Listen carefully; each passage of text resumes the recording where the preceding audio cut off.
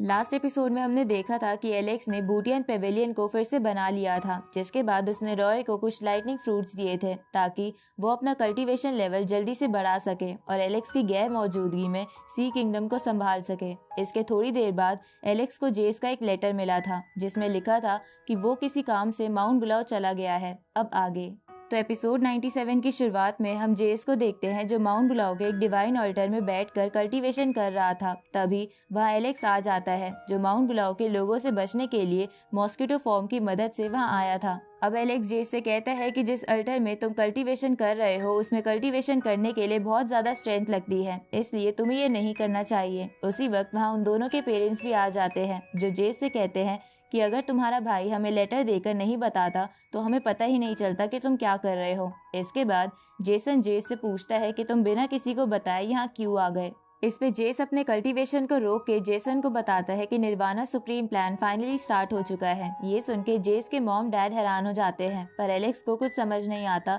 कि वो किस प्लान की बात कर रहा है। तो जेस एलेक्स को बताता है कि माउंट बुलाओ का एक एल्डर बहुत समय पहले अपर वर्ल्ड के मिस्टीरियस एरिया में कुछ खास चीज ढूंढने गया था, लेकिन अपनी लाइफ और डेथ का रिस्क लेने के बाद भी उसे वो चीज नहीं मिली। पर वहां से आते समय उसे एक इमोर्टल बोन मिल गई जो परफेक्ट कंडीशन में नहीं थी, लेकिन उसी समय तुम्हारी सुप्रीम बोन की चर्चा दुनिया भर में फैल गई। इसलिए उस एल्डर को लगा कि तुम्हारा ब्लड उस बोन को ठीक कर सकता है। पर तुम्हारे अंदर सुप्रीम बोन पहले से ही थी, लेकिन मेरे अंदर भी तुम्हारा ही ब्लड था, इसलिए एल्डर ने मुझे चुना। ये सुन के एलेक्स के पेरेंट्स चौंक जाते हैं। साथ ही वो ये भी समझ जाते हैं कि इसलिए बुलाओ माउंटेन के बाकी एल्डर्स एलेक्स के पेरेंट्स को दूसरा बच्चा पैदा करने के लिए फोर्स कर रहे थे। तभी एलेक्स जेस से कहता है कि मैं ये तो समझ गया हूँ कि वो एल्डर इस इमोर्टल बोन से किसी को ताकतवर बना के उस खास चीज को पाना चाहता है, लेकिन मुझे ये समझ नहीं आ रहा कि अगर ये बोन दूसरों को पावरफुल बनाती है तो वो एल्डर इसे अपने अंदर ही ट्रांसप्लांट क्यों नहीं कर लेता। इस पे जेस एलेक्स को बताता है कि अगर उस बोन को सही बॉडी में नहीं डाला गया तो वो बोन डिस्ट्रॉय हो जाएगी और उस बॉडी को भी थोड़ा डैमेज कर देगी। इसलिए उस एल्डर ने ऐसा नहीं किया क्योंकि उसका अब तक कोई वंशज नहीं है। ये सुन के जेसन जेस से कहता है कि वो एल्डर खुद की लाइफ छोड़ के तुम्हारी लाइफ रिस्क में डाल रहा है, क्या तुम्हें ये नहीं दिखता। इस पे जेस बोलता है कि भले ही उस एल्डर को वो खास चीज चाहिए, लेकिन ये बोन मेरी ताकत बहुत तेजी से बढ़ा देगी, इसलिए मैं इस मौके को नहीं छोड़ सकता। इस पे एलेक्स उसे कहता है कि अगर तुम अच्छे से मेहनत करो तब भी तुम्हारी स्ट्रेंथ बढ़ जाएगी, तो फिर तुम ऐसी खतरनाक चीजों का इस्तेमाल क्यों करना चाहते हो। ये सुन के जेस उसे कहता है कि तुम्हारे कल्टीवेशन का तुम्हारा तरीका है और मेरे कल्टीवेशन का मेरा तरीका, इसलिए तुम मेरे मेथड को नहीं समझ पाओगे। ऊपर से तुम्हें मेरे मैटर में नहीं बोलना चाहिए क्योंकि पहली बात तो तुम्हारे पास भी सुप्रीम बोन है और दूसरी बात कि लोअर वर्ल्ड में मेरे अलावा इस बोन को किसी और का ब्लड ठीक नहीं कर सकता है। ये सुन के जेसन जेस से कहता है कि पर इसमें बहुत ज्यादा रिस्क है और तुम्हें कुछ हो गया तो हम क्या करेंगे। इस पे जेस कहता है कि अगर मुझे पावरफुल बनना है तो मुझे रिस्क लेना ही होगा क्योंकि ऐसे मौके बार बार नहीं आते और बिना रिस्क लिए मैं ज्यादा ग्रो भी नहीं कर पाऊंगा। ये सुन के एलेक्स अपने पेरेंट्स को समझाते हुए उनसे कहता है कि हमें जेस को जो ये कर रहा है वो करने देना चाहिए। इसके बाद एलेक्स एक लाइटनिंग फ्रूट जेस को भी दे देता है ताकि वो फ्यूचर में थंडर पावर एब्जॉर्ब कर सके। जिसके बाद वो अपने पेरेंट्स से कहता है कि आप दोनों जेस के साथ हैं तो मुझे नहीं लगता कि उसे कोई परेशानी होगी, इसलिए मुझे यहाँ से जाना होगा क्योंकि मैं सी किंगडम का एम्परर हूँ और ज्यादा देर तक यहाँ नहीं रुक सकता। अब एलेक्स अपने पेरेंट्स को अलविदा कहते हुए वहाँ से निकल जाता है, जहाँ जाते हुए उसे जेस की ही वो मिस्टीरियस प्लेस वाली बात याद आने लगती है। आगे एलेक्स उस दूसरे वर्ल्ड में आ जाता है जहाँ वो पहले प्रैक्टिस करने आया करता था। अब वहाँ पहुँच के एलेक्स सोचता है कि लोअर वर्ल्ड की हर प्रॉब्लम के पीछे अपर वर्ल्ड का हाथ होता है, इसलिए मुझे वहाँ जाकर अपर वर्ल्ड को अच्छे से समझाना होगा। इसके बाद एलेक्स उस वर्ल्ड में तबाही मचाने लगता है जिसकी वजह से उस वर्ल्ड का गार्ड वहाँ आ जाता है। तो एलेक्स उससे कहता है कि मैं आपसे कुछ सवाल पूछना चाहता हूँ कि क्या ये वर्ल्ड अपर वर्ल्ड से कनेक्टेड है। इस पे वो गार्ड बोलता है कि तुम्हारे सवालों के जवाब तुम्हें खुद ही ढूंढने होंगे और ये कह के वो गार्ड वहाँ से चला जाता है। जिसे देखकर एलेक्स बोलता है कि ये कैसा बंदा था, इसने तो मुझे कुछ नहीं बताया। तभी वहाँ पर वो दोनों बंदे आ जाते हैं जिनसे एलेक्स इस वर्ल्ड में बचपन में मिला था, जो एलेक्स से कहते हैं कि उस गार्ड ने तो तुम्हें कुछ नहीं बताया, पर अगर तुम हमें 5 मिलियन जेड एसेंस दोगे तो हम तुम्हें अपर वर्ल्ड का रास्ता दिखा सकते हैं। ये सुन के एलेक्स उन्हें डराते हुए कहता है कि मैंने सुना है कि तुम लोगों को कहते हो कि मैं तुम्हारा स्टूडेंट हूँ और ये कह कहकर तुम मेरे नाम पर अपना सामान बेचते हो, इसलिए चलो उस सामान का प्रॉफिट मुझे भी दो। ये सुन के वो दोनों घबरा जाते हैं क्योंकि वो प्रॉफिट 5 मिलियन से ज्यादा था। इसलिए वो एलेक्स से कहते हैं कि हम तीनों तो दोस्त है ना, तो चलो हम तुम्हें फ्री में ही वहाँ का रास्ता बता देंगे, लेकिन उसके लिए तुम्हें बस इस वर्ल्ड के रिकॉर्ड तोड़ने होंगे जैसा कि तुम पहले किया करते थे, ताकि हम थोड़ा और प्रॉफिट कमा सके। ये सुन के एलेक्स उन दोनों से पूछता है कि कहीं तुम झूठ तो नहीं बोल रहे हो कि अगर मैं वो रिकॉर्ड तोड़ भी दूं तब भी तुम मुझे कुछ ना बताओ। इस पे वो दोनों बोलते हैं कि नहीं, हम झूठ नहीं बोल रहे, और वैसे भी हम तुमसे झूठ कैसे बोल सकते हैं, तुम इतने पावरफुल जो हो। तो ये सुन के एलेक्स उस वर्ल्ड के बहुत सारे रिकॉर्ड कुछ ही मिनट्स में तोड़ देता है जिसे हजारों सालों पहले बनाया गया था। साथ ही वो दोनों बंदे भी अपना थोड़ा सा कंट्रीब्यूशन दे के एलेक्स के रिकॉर्ड्स में अपना नाम भी लिखवा लेते हैं और उन रिकॉर्ड से मिलने वाले प्रॉफिट को भी रख लेते हैं। इसके बाद एलेक्स उनसे पूछता है कि मुझे कितने रिकॉर्ड और तोड़ने पड़ेंगे। इस पे वो दोनों कहते हैं कि बस तुमने बहुत सारे रिकॉर्ड तोड़ दिए, इसलिए हम तुम्हें बता देते हैं कि जिस प्लेस को तुम ढूंढ रहे हो वो इसी वर्ल्ड के लास्ट में है। ये सुन के एलेक्स उनसे कहता है कि अगर वो जगह इस वर्ल्ड में ही है तो तुमने मुझे पहले क्यों नहीं बताया। इस पे वो लोग कहते हैं कि हम ये बात भूल गए थे और वैसे भी तुम रिकॉर्ड्स तोड़े ही जा रहे थे, इसलिए हमने तुम्हें डिस्टर्ब नहीं करा। ये सुन के एलेक्स को उन दोनों पर शक होता है और वो उन दोनों से पूछता है कि तुम दोनों हो कौन। इसमें वो दोनों नाटक करते हुए बोलते हैं कि ये बात तो हमें भी याद नहीं है। आगे वो दोनों एलेक्स को उस वर्ल्ड के लास्ट एरिया में ले आते हैं जहाँ एक गेट बना हुआ था, तो उनमें से एक बंदा उस गेट को खोल देता है, जिसके बाद एलेक्स को वहाँ एक रास्ता दिखता है। तभी उनमें से एक बंदा एलेक्स से कहता है कि ये सेलेस्टियल पाथ है जो इस वर्ल्ड को अपर वर्ल्ड से कनेक्ट करता है। ये सुन के एलेक्स उस रास्ते पर निकल जाता है। तभी वहाँ खड़े कुछ और लोग उन दोनों जनों से पूछते हैं कि क्या हम भी इस रास्ते पर जा सकते हैं, जिसपे वो दोनों उसे कहते हैं कि हाँ जरूर, लेकिन ये रास्ता बहुत ही डेंजरस है। ऊपर से तुम इस रास्ते पर सिर्फ चल सकते हो, उड़ नहीं सकते, जिसकी वजह से तुम्हारा सिर्फ एक कदम तुम्हारी जान ले सकता है। पर ये वर्ल्ड नकली होने की वजह से तुम असलियत में तो नहीं मरोगे, लेकिन तुम इतना इंजर्ड हो जाओगे कि तुम्हें बहुत समय आराम करना पड़ेगा। ये सुन के वो लोग डर जाते हैं।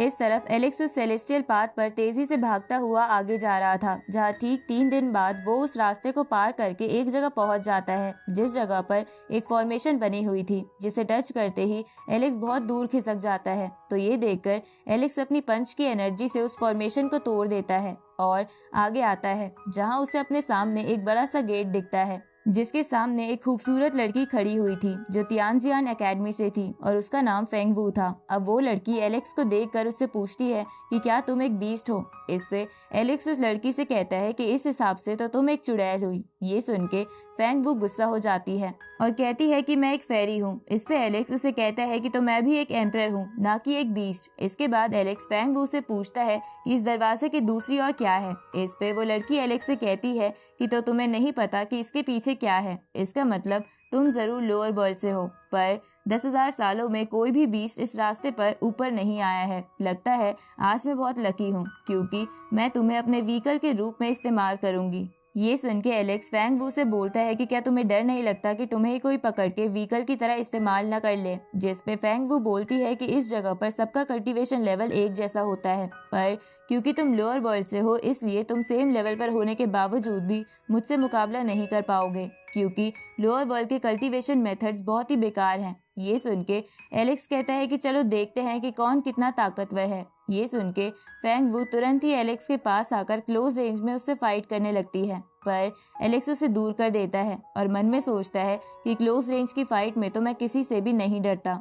तभी फेंग वू फिर से क्लोज रेंज में आके एलेक्स से लड़ने की कोशिश करती है, पर एलेक्स उसके लेग को पकड़ लेता है, लेकिन फेंग वू एलेक्स के चंगुल से छूटकर पीछे हो जाती है और उसे एक लात मारती है, जिससे एलेक्स भी थोड़ा पीछे हो जाता है और सोचता है कि इस लड़की की बॉडी तो बहुत स्ट्रांग है। इधर फेंग वू भी यही सोच रही थी, साथ ही वो ये भी सोचती है कि एलेक्स कोई रेयर बीस्ट है। इसके बाद फेंग वू एलेक्स पर डिवाइन एरो टेक्निक से हमला करती है और उससे कहती है कि अगर ये मेरी असली बॉडी होती तो मैं तुम्हें कब का पकड़ चुकी होती। इधर एलेक्स शील्ड बना के उन एरो से बच जाता है। तभी फेंग वू एलेक्स को फिर से किक मारने की कोशिश करती है, लेकिन इस बार एलेक्स उसे ही पीछे फेंक देता है और उसे कहता है कि तुम्हारी बॉडी इतनी भी स्ट्रांग नहीं है, तुम्हारी पिछली किक में कोई टेक्निक थी जिसकी वजह से वो इतनी पावरफुल थी।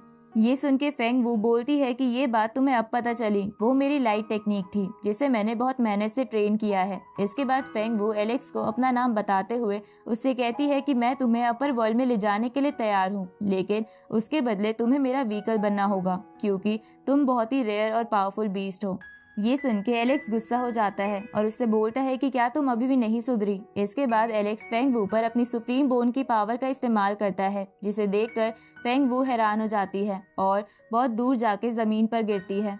साथ ही वो समझ जाती है कि वो एलेक्स से नहीं जीत सकती, इसलिए वो वहाँ से भागने लगती है। जहाँ भागते हुए वो वहाँ बने एक स्टैचू से मदद मांगती है, लेकिन उस स्टैचू में कोई हलचल नहीं होती, जिसकी वजह से एलेक्स को लगता है कि फेंग वू उसे बेवकूफ बना रही है। इसलिए वो उसका पीछा करके उसका हाथ पकड़ के उसकी पावर को सील कर देता है और उससे पूछता है कि तुमने वो लाइट मैटर को कैसे ट्रेन किया था। ये सुन के फेंग वू ये कहते हुए अपनी उस बॉडी को वहाँ से गायब कर देती है कि जो इन्फॉर्मेशन तुम जानना चाहते हो वो मैं तुम्हें नहीं बताने वाली। ऊपर से मैं फ्यूचर में तुमसे मुझ पर अटैक करने का बदला जरूर लूंगी। अब फेंग वू के वहाँ से जाने के बाद उस बॉडी की स्पिरिचुअल एनर्जी एक स्वॉर्ड में कन्वर्ट हो जाती है, तो एलेक्स उस स्वॉर्ड को उठा लेता है और कहता है कि लगता है कि आज मैं बहुत अनलकी हूँ। इसके बाद एलेक्स उस दरवाजे की दूसरी ओर जाने लगता है, पर तभी उसकी नजर उस स्टैचू पर फिर से जाती है और वो सोचता है कि फेंग वू इस स्टैचू से मदद क्यों मांग रही थी। कहीं ये स्टैचू सच में कुछ और तो नहीं। अब ये बात टेस्ट करने के लिए एलेक्स अपने बाल से उस स्टैचू पर अटैक करता है, ताकि अगर वो स्टैचू सच में कोई गार्ड हो तो वो अपनी जगह से हिले, लेकिन ऐसा नहीं होता, जिसकी वजह से एलेक्स समझ जाता है कि वो सच में एक स्टैचू है।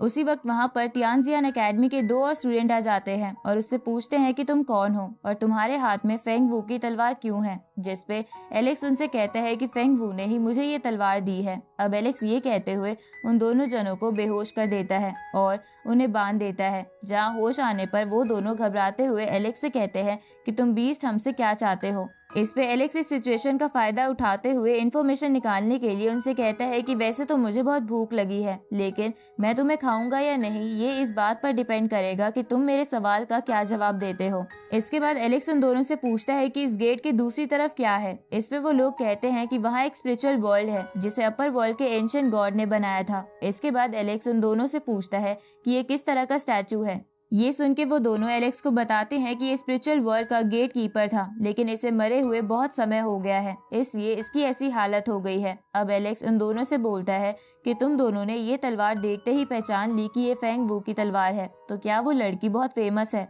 इस पे वो दोनों कहते हैं कि फेंग वू तियानजियान एकेडमी की फर्स्ट बैच की स्टूडेंट में से एक है, जिसकी वजह से सब उसे क्वीन बुलाते हैं, क्योंकि कई लोगों का मानना है कि उसे कोई नहीं हरा सकता, इसलिए हम उसके वेपन के बारे में इतने अच्छे से जानते हैं। उसी वक्त वहाँ एक बीस्ट आ जाता है और कहता है कि मैंने सुना है कि यहाँ पर लोअर वर्ल्ड से कोई बीस्ट है, इसलिए मैं उस बीस्ट को टॉर्चर करने के लिए यहाँ आ गया हूँ। अब उस red fire spirit app beast को देखकर एलेक्स उसे बोलता है कि शक्ल तो तुम्हारी गंदी है और बीस्ट मुझे बोल रहे हो। और एलेक्स के ये कहते ही ये एपिसोड यहीं खत्म होता है।